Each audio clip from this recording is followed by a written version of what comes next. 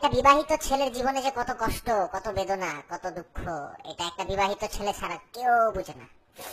একটা বিবাহিত ছেলে যখন তার আশেপাশে সিঙ্গেল ফ্রেন্ডদেরকে দেখে কি যে কষ্ট পায়, কি যে কষ্ট পায়, এটা বোঝানোর মতন না। তো বিবাহিত ছেলেটা চেষ্টা করে তার দল ভারী করার জন্য, আরো মানুষকে উৎসাহিত করার জন্য যাতে বিয়ে করে এবং তার কষ্টটা যাতে মানুষ ফিল করতে পারে। তো এমনই যখন বিবাহিত একটা ফ্রেন্ডকে যখন তার একটা সিঙ্গেল ফ্রেন্ড ফোন দেয়, তখন প্রুম প্রুম প্রুম প্রুম। কিরে মফিজ, খবর কি? এই মহসিন, কিরে চলতেছে দোস্ত? তোর কি খবর? ভালোই। বউ কেমন আছে তোর? আছে, ভালোই আছে। আচ্ছা দোস্ত, যদি কেউ 28-এ বিয়ে করতে চায়, জিনিসটা কি ঠিক? এই মে মাসের 28 তারিখে? 28 তারিখে বিয়ে করতে কি সমস্যা? এটা তো একটা ডেট, তাই না?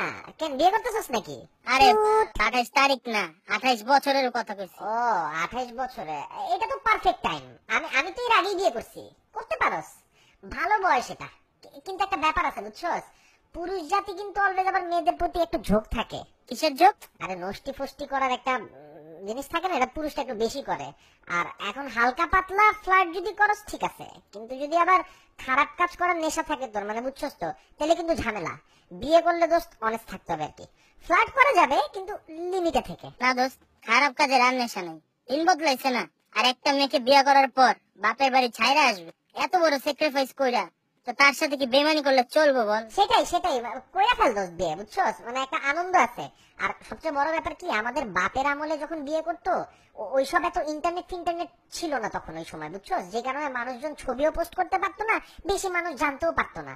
এখন তো মনে কর ফেসবুকের যুগে বিয়ে করলে সাথে সাথে এত ছবি পোস্ট হয়, প্লাস মনে কর তুই তোর বউয়ের সাথে একটা প্রোফাইল পিকচার সেট তো করবি, তাই না? লাইক পাওয়ার জন্য তো সেট করবি।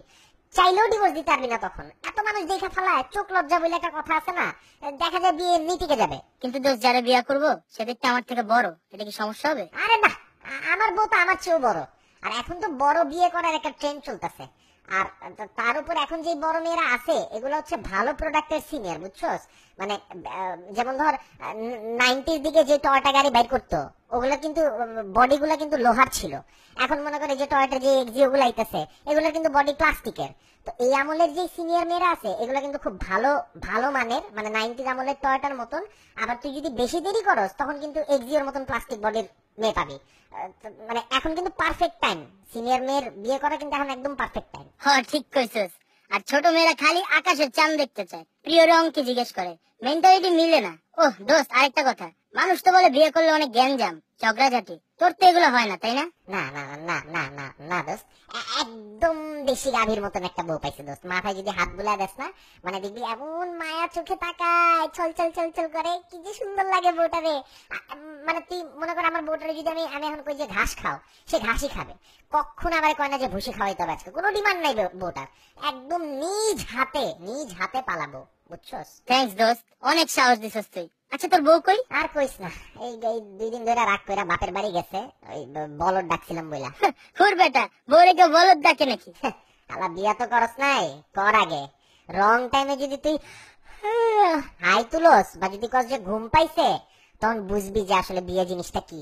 বুঝছি, তাহলে বিয়া করবো না। আর দুষ্টামি করছি দোস্ত, দুষ্টামি করছি। থাক, আর দুষ্টামি করছি দোস্ত, কসম। দল ভারী করো শালা, বিয়া করে তো খাইছস বাস, আবার অন্যদের উৎসাহিত করতেছস নিজের দলে আসার জন্য। যা শালার পুত, রাখ ফোন।